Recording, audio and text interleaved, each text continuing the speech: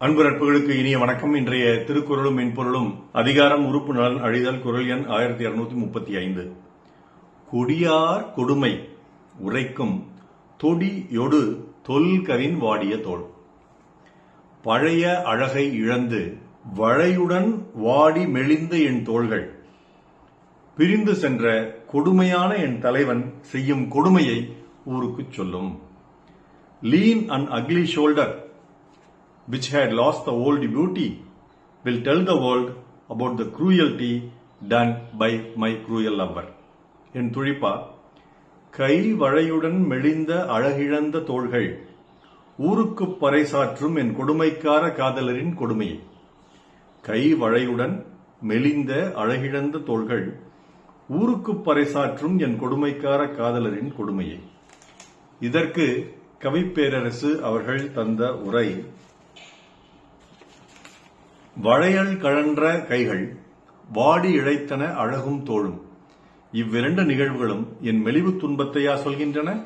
பிரிவினால் என்னை மெலியவிட்ட குற்றம் செய்த காதலரின் கொடுமையே சொல்கின்றன. நேற்று நான் சொன்ன கிட்டத்தட்ட இதே பொருள்.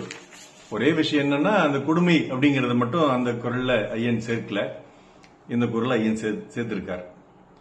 இந்த உரை நான் சொல்லிய பொழுது இந்த உரையை கேட்டுவிட்டு ஒருவர் சொன்னாங்க. என்ன சொன்னாங்கன்னா, அந்த காலத்துல எல்லாம் அப்படி தலைவன் பிரிவை, கணவன் பிரிவை, காதலன் பிரிவை நினைச்சு எல்லாம் இழைச்சு போயிருப்பாங்க, மெலிஞ்சு போயிருப்பாங்க. இந்த காலத்துல எல்லாம் ஸ்விக்கிலையும் சொமோட்டோவிலையும் வாங்கி சாப்பிட்டுட்டு இருக்கிறாங்க, பெருத்து தான் போயிருக்காங்க, யாரும் மெலிஞ்சு போகல. கூடவே வெளிநாட்டில இருந்து கணவன் வேற பணம் அனுப்புறான், அந்த பணத்தை வாங்கி சாப்பிட்டுக்கிட்டு பெருத்து தான் போயிருக்காங்க அப்படின்னு சொன்னாங்க. அப்படி சொன்னதுக்கு அப்புறம் நேற்று எனக்கு தெரிந்த சில பெண்மணிகளை நான் நினைவு கொண்டு வந்தேன். அவங்க கணவன்மார்கள் வெளிநாட்டில் இருக்காங்க, அடிக்கடி வெளியூர் போயிடுறாங்க, பிரிஞ்சிருக்காங்க. இருந்த போதிலும் அவங்க ஒன்றும் மெலிஞ்செல்லாம் போகல, பருத்து தான் இருக்கிறாங்க. அப்படின்னா இவங்க சொல்றது உண்மையா தான் இருக்குன்னு தோணுது எனக்கு. இந்த காலத்துல எப்படி இருக்காங்களோ தெரியல. ஆனா அந்த காலத்துல தலைவி தலைவன் இருவரிடமும் உண்மையான காதல், அன்பு, பாசம் இருந்தது.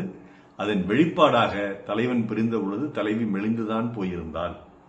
அந்த மெலிஞ்சு போன அவளுடைய தோள்களும் அவளுடைய கைகளும் அவளுடைய உடலும் அவளுக்கு முன்பிருந்த பழகிய வனப்பை, அழகை, கவினை இழந்து விட்டிருந்தன.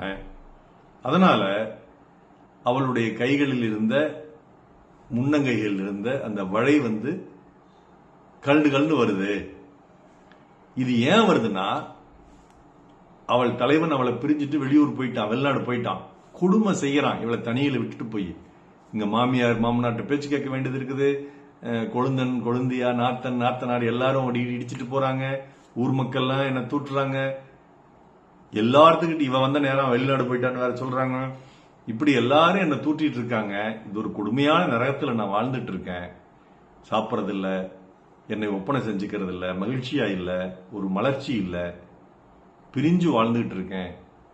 திருமணம் செய்த பிறகும் கூட நான் ஒரு தனி பெண்ணாக, கன்னிப்பெண் போல் வாழ்ந்து கொண்டிருக்கிறேன் என்ற இந்த கொடுமையை என் கொடுமைக்கார கணவன் தலைவன் செஞ்சுட்டு போயிருக்கான் இல்லையா, அந்த கொடுமையை நான் வாயால போய் சொல்ல முடியுமா? இந்த கொடுமை எப்படி சொல்றதுன்னு சொல்லுவோம்ல, அதை இழைத்து போன என் தோள்களிலிருந்து கரண்டு விடும் அந்த வளையல்கள் என்னுடைய பழைய அழகை இழந்து நான் நிற்பதை உலகுக்கு பறைசாற்றுகின்றன அப்படின்னு வள்ளுவர் இந்த குறள் மூலமா சொல்றார்.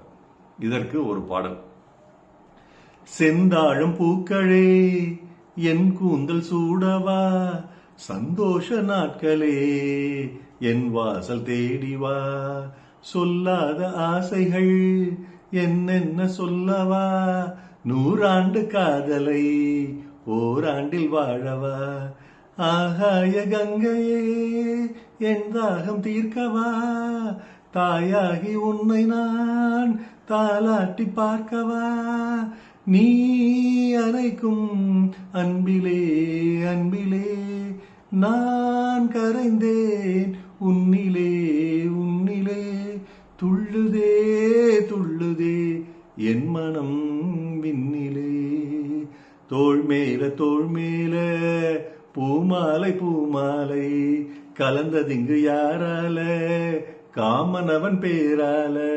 ஓ மைனா மைனா இது உண்மைதானா, அந்த சொர்க்கம் எல்லாம் உன் கையில் தானா, ரெக்கை கட்டுதே நெஞ்சமே நெஞ்சமே. பூமணி என்ற படத்தில் கவிஞர் பழனி பாரதி எழுதிய அற்புதமான பாடல். பழனி பாரதி யாருன்னு கேட்டீங்கன்னா, அண்ணன் அறிவுமதியினுடைய ஆலமரத்தில் இருந்து வந்த ஒரு விழுது. ஹபிபுல்லா சாலையில் வசித்த ஒரு இளம் கவிஞர். அற்புதமான பாடல்கள் பலதும் எழுதியிருக்கிறார். அவர் நல்ல கவிதை தொகுப்புகளையும் எழுதியிருக்கிறார். சில நேரங்களில் நல்ல கவிஞர்கள் எல்லாம் திரைப்படங்களில் ஜொலிப்பதில்லை. நல்ல திரைப்பட பாடலாசிரியர்கள் மிகப்பெரிய கவிஞர்களாகவும் இருந்ததில்லை. அந்த வகையில் மிகப்பெரிய கவிஞர்களாகவும் பாடலாசிரியர் இருந்தவர்கள் ஒரு சிலர் இருந்திருக்கிறார்கள். ஆனால் சிலர் மிகச்சிறந்த கவிஞராகவும் திரைப்பட பாடலாசிரியராக அவ்வளவாக பிரபலமாகாதவும் இருந்திருப்பார்கள். அப்படிப்பட்ட ஒரு நண்பர் தான் பழனி பாரதி அவர்கள் எழுதிய அற்புதமான பாடல் இது. மீண்டும் குரல். கொடியார் கொடுமை உரைக்கும் தொடியொடுதொல்கவின் வாடிய தோள். நாள் சரக்கு நற்றமிழ் வாழ்த்துகள். மருத்துவர் ராமசெல்வரங்கம், ரிஷி நித்ராலய வழிகளும் சேலம் கள்ளக்குறிச்சி அவர்கள் நன்றி. Doctor Selva YouTube channel share பண்ணுங்க, லைக் பண்ணுங்க, கமெண்ட் பண்ணுங்க, சப்ஸ்கிரைப் பண்ணுங்க. வணக்கம்.